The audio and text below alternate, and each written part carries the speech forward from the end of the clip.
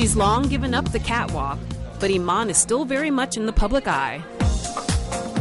Not only is she a successful businesswoman, but she devotes time and money to humanitarian causes. I'm Iman. She returned home to Somalia in 1992 to shoot a documentary about the country's plight. I'm a United States citizen. It's my adopted country, but I'll always feel Somali. She shared her findings with Congress in an emotional testimony. I got teary-eyed because I was still very vulnerable coming from Somalia and have seen my own country and what it has gone through and how it was totally demolished and how the people were demoralized. So that was too close to home because that's where I came from and where I was born. As anarchy has enveloped her homeland, she's been unable to return since. Somalia's disintegration fills her with sadness, but she's turned to helping other parts of Africa. I see tonight there are a lot of...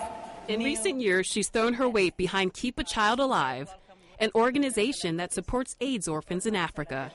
We are all very welcome to this event. She serves as a global ambassador for the charity, founded by singer Alicia Keys and veteran activist Lee Blake.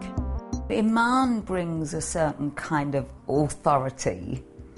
She has a very commanding presence. I think her mother energy too is what really moves her into action. And, you know, she can wheel and deal for us in the communities where she's an icon. The fashion industry, the music industry because of her marriage to David Bowie.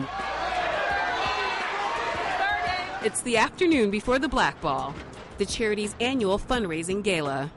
Iman's surveying the event's Manhattan venue. Where the stage is totally transformed, all that will be what they will be putting the videos and the films and all that on it.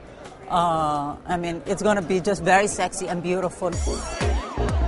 Over the years, the ball has grown considerably. Bigger donations, bigger celebrities. As Iman walks the carpet, she's asked about everything from makeup to making a difference. You can follow literally the donation you give. We always proud ourselves by saying it's no bureaucracy, no bull with this organization. It's a great night for Keep a Child Alive. There's no shortage of stars, and donations total more than $2 million. Used to dream of being a millionaire without a care. But if I'm seeing my dreams and you aren't there. Despite a prominent public profile, Iman also enjoys the quiet life. Not exactly easy when you're a supermodel and you're married to rock star David Bowie. They've been together for nearly 2 decades and have a daughter, 9-year-old Alexandria, as well as children from previous marriages.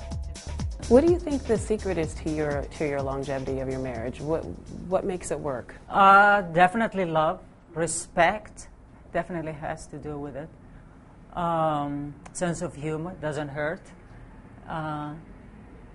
And just luck, really lucky, just really lucky. Blessed, you know what I mean? It's blessed because, you know, why us? Why not everybody, you know? Give me a hug. Model manager Beth Ann Hardison was the couple's matron of honor. She said it to me about David, is that David, if David ever said, fall back, you know how kids say, get behind you and say, fall back? She wouldn't think twice about it, she would just fall. And I think that says a whole lot for his relationship with her. I think it's wonderful. I would imagine that you have to be a strong man to be with a woman like you. Oh, no, not really. I'm a great homemaker. I cook for my family every night. Iman cooks? Yeah, and a good cook. Really? And a good cook. So he knows that my priority is it's the family. So that I spoil him to death. You know, I'll serve him coffee in bed. You know, breakfast in bed.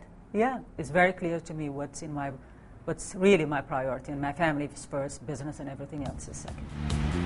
For Iman, it's been a long journey from Mogadishu to Manhattan, a journey that's demanded a resilient spirit, a Somali's instinct for selling, and a sense of balance on and off the runway. Thank you, everybody.